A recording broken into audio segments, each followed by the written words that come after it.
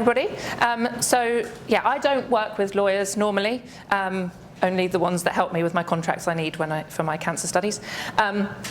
So a lot of the examples I give you today, the things I'll be talking about, aren't examples of things in law firms. But hopefully, the concepts are then things that you can then work out how they apply to the challenges you have. So breaking bad habits, that's what we want to do. So why won't people change? We know they should change. We've asked them to change, we've emailed them, we've told them, we've presented, and they still don't change, and then we feel like this. So hopefully I can give you some tools that might help you move people a bit more in the direction that you would like them to move to. So some of the reasons people don't change are conscious reasons that they think about and they can tell you. They might just not agree with you. They don't think it's a good idea. I'm not dealing with that today. If they don't think it's a good idea, that's a different issue. What I want to talk about today is that sometimes there are unconscious reasons that people don't change. And when we focus on these, it sometimes gives us ideas of how to promote change that are a bit different than just sitting down and telling people you should change. There are other things that we might be able to do. So I'm hoping it might give you some novel ideas. So the first thing is that we like to think of ourselves as intentional beings. We like to believe that the reason we do things is because we've made a conscious decision, we made a choice. But actually, in reality, that's not always the case. And if it was, we'd be exhausted, because thinking about every decision is very tiring.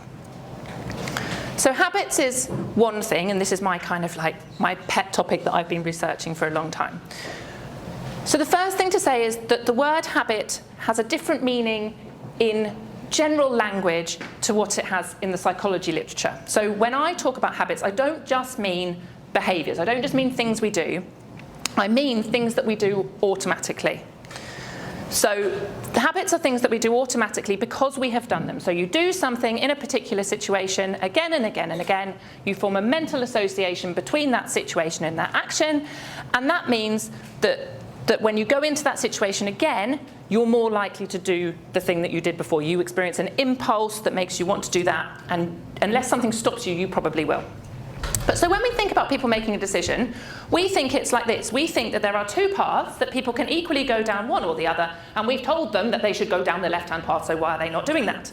But in their brain, it's more like this. They've got a path that is well-trodden, and that's the path that they instinctively want to go down. There may be a path to the left, but they can't even really see it. And especially in the moment, they don't even think about it. When you have a habit, you don't even look for information about other options. So that's what you're fighting against if people have habits. And approximately 40% of the things that we do every day are probably because they are habits. And for good habits, that's good, because we don't have time to be thinking about which pair of shoes do I really want to wear today, and how am I going to brush my hair, and all those things, or what am I going to have for breakfast. We just do all of those things, and that's good because it means we can then be thinking about more important issues. But when they're for things we don't want people to do, that's when the problem occurs, and that's where we need to try and work out how to combat those habits. But even when people don't have habits, there is still a status quo bias, and that is like its proper technical term. We have a bias for doing things as they are done the standard way. Even when I'm not the person who did it that way, if I'm told that that is the standard way, I will still want to do it that way. So in an experiment where they looked at this, they said to half the people, imagine you've inherited a load of money from your uncle. Here are 4 different investment schemes. Gave them a load of information about the investment schemes, and they chose which one they wanted. Another group of people, they told them that the uncle who'd left them this money had already made a decision. Nothing else was different. It was just that decision's already been made. They could still equally change, and they were more likely to go with the decision just because it's there. So in reality, normally there are more pressures pushing people to stick, because there's a cost to change normally, that you've got to spend some effort learning the new system and so on. But the point is, even if there wasn't that, you're still fighting against this bias that we just like things to be as they are. We also generally are averse to losses. Now this is a bit different in different situations, but generally people don't like to lose things, and they will forego gains to stop there being losses. So in a standard study of this, when the price of eggs went up, so when I'm buying eggs, that's a loss to me because the price is more. It went up by it went down. The 7.8% of people reduced demand. So demand went down because the price went up. When the price goes down, you don't get the equivalent increase in demand. So people are more likely to change their behaviour because they're worried about a loss than they are because there's a potential gain. So when you want people to change something, you need to not just be telling them there's this great reason to change because it's going to give you this gain. You also need to be thinking about, to them, what are they losing by giving up the old way of doing something. We also have a present versus future bias. So we all know we have this. We all eat things we shouldn't eat, don't exercise enough, spend money now that we should be saving for the future. People do vary on how much they have this bias, but we generally all have it. And so when you are bringing in a new system, when you're doing something, if you offer people training, do you offer it ahead of time? So it's like, in a while you might need to use this, so do the training now. Which they're going to then think, but I don't need it yet. So their bias, that future them that might need that information, they've discounted that. Or do you give them the training at the moment that they're going to need it? We're also very influenced by social norms. So social norms are our view of what we think others do and what we think other people think we should do. And we can be influenced by norms both by sort of direct norm information, having a fact that 75% of people do something, but we can also infer it. So in a sort of fact-giving study, in a hotel, they told people about how many other people reused towels. So in one group, people were told just that it would be a good idea to reuse the towels because it's good for the environment. In another group, they were told 75% of people who stayed in this room reused their towels, and then more people reused the towels just by giving them that factual piece of information. And in other studies, there are food studies where they're told they're doing a taste test, but then they are given access to the food and the experimenter leaves, and they're told they can eat as much as they want. If they're somehow given some information about what other people have eaten, if they think other people have eaten more, they will eat more. Also, if they think that they're working with somebody to do a task, we're both participants, we're working together to solve something, and there happens to be food there, if the other person eats more, they eat more. Which kind of makes sense, but what's brilliant is they have no idea that that has influenced them. So they can probably tell you about their perception of other people's norms, but they don't. If you said, why did you eat that? They'll tell you it's because of how it tasted, how hungry they were, other factors. They don't always. Sometimes you do know that you eat because someone else ate something, but a lot of the time these things, people don't realise that they are being influenced. So that's a whole bunch of reasons why people might not change. So what can we do about them? I'm not just going to be like, here's all the reasons. I'm going to try and give you some things that you might be able to do to help. So one of the ways that you can help sort of target these unconscious things is to try and bring them into conscious awareness. And there are various ways you can do that. So one of them is by asking them to make a definite choice. So if people are just continuing as they are and not changing to the new thing, if you can somehow say, can you stop for a minute and tell me why you want to do this thing as opposed to that thing, sometimes that brings into awareness what they're doing, and they might realise that the reason they're doing it is just because they don't like the concept of change, or and that might help them to see the benefits. So that's one thing you can do. But then there are the other things you can do that are more sort of focusing on using the unconscious biases to help you get where you want people to be. So if you want to break habits, the best thing to do to break a habit, if you can identify the situation that is the cue to the behaviour you don't want, if you can get rid of that situation, easy, done. You've broken the habit, and then you can try and get them to do something different. In reality, that's usually pretty difficult because the cues, it's hard to identify the cues, and also it's hard to change them. If they're things that are everywhere in people's lives, you can't get rid of them necessarily. But it's always worth thinking about, because if you can, that's an easy win. Another thing you can do is add what Professor Wendy Wood, who's a brilliant researcher, she uses the word friction. So she says, can you add friction to the system to make it more difficult for them to do the thing that you don't want them to do? So there's this lovely lift study. So they wanted people to take the stairs instead of taking the lift. And so what they did, they changed the settings on the lift door so that it took 16 seconds more for the lift door to open. It's tiny, 16 seconds. But it annoyed people enough that they started taking the stairs. And even when the settings were set back on the lift, they then got used to using the stairs, so they continued using the stairs.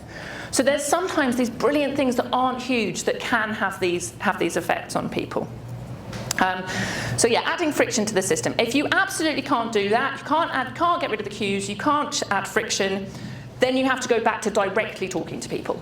And if they know they've got a habit, and if they agree that they need to change the habit, it's better to ask somebody to change what they're doing than to stop doing something. Because it's hard to just not, if you sort of want to do something, it's hard to not do something. Whereas if you can give them an alternative behaviour, that's more helpful. If you want to make habits, so if there's a behaviour that you want people to do consistently and you don't think that you're going to want to change this, it's not like just for a few weeks, you want it permanently,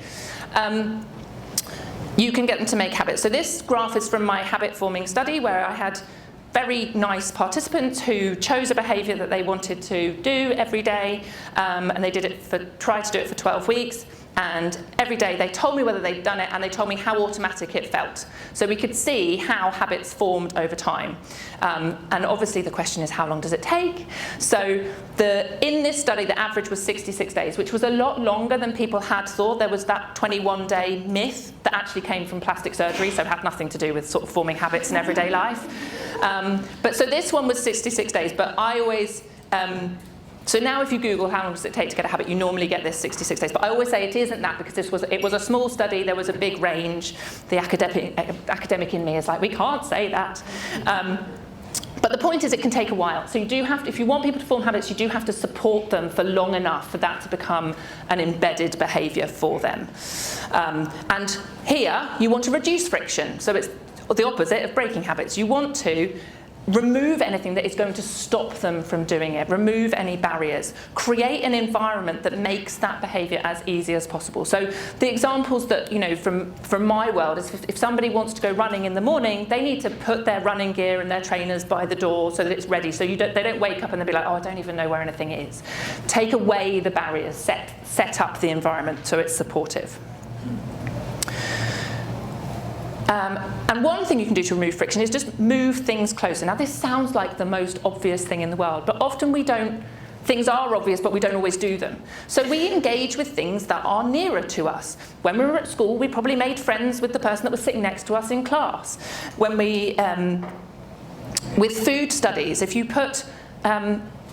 give people access to food in a food study, you put one bowl of food near them and one a bit further away, they will eat more of the food that is nearer to them. And it doesn't matter which ones, we can be apples or popcorn and you can swap them. They will eat more of the one that's, it increases how much they eat of the one that's nearer to them.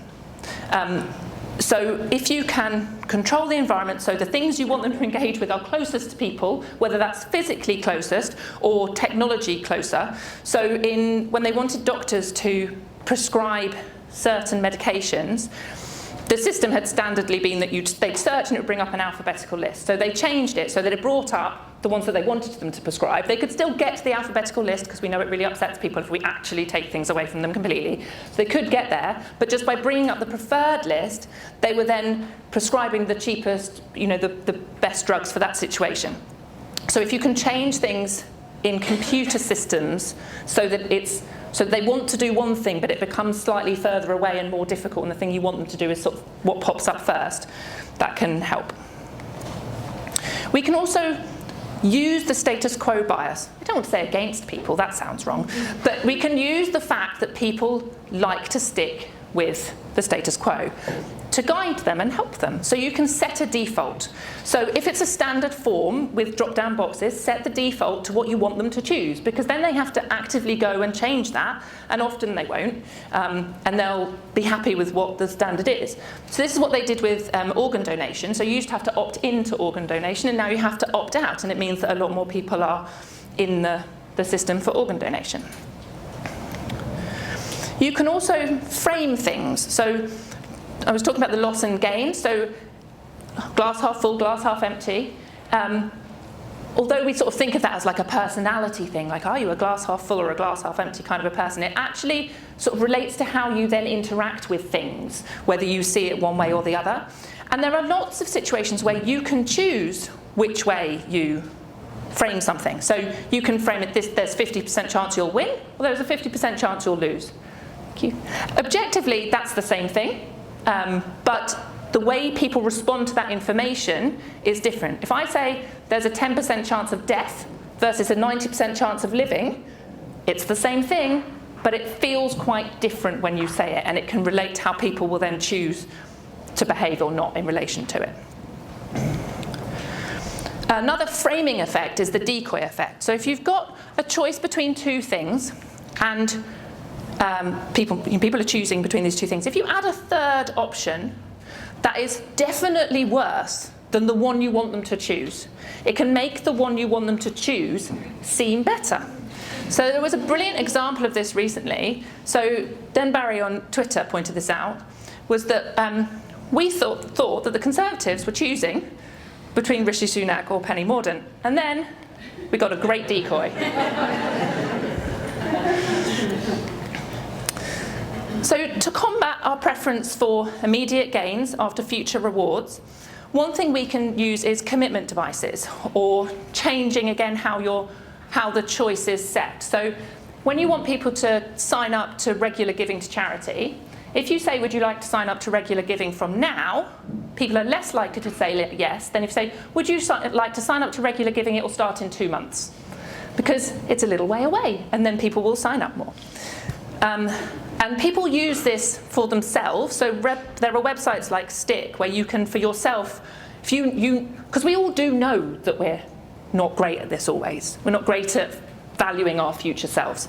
So you can sign up on these websites to, I'm going to do this, and then there's a cash penalty if you don't do the thing that you promised to do. So people sometimes are willing to do this.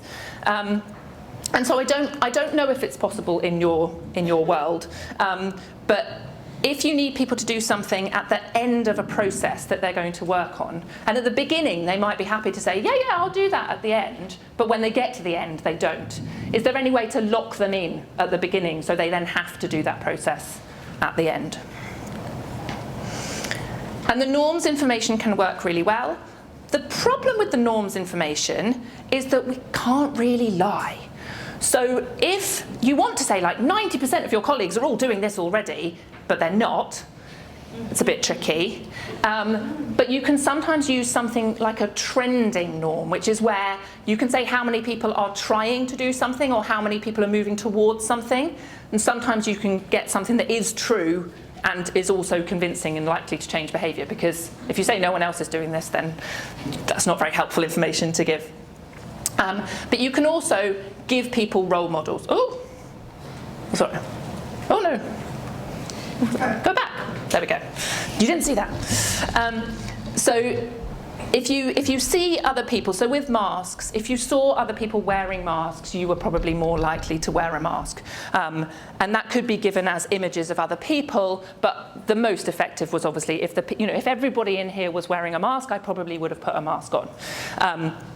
So it's those, can you find people who can visibly do the things that you want other people to do, to set an example, and then hopefully more people will go with it. And you sometimes only need a few people to spread through the network of connections. So that's kind of all my ideas for now. So hopefully we will go from looking like this to looking like this.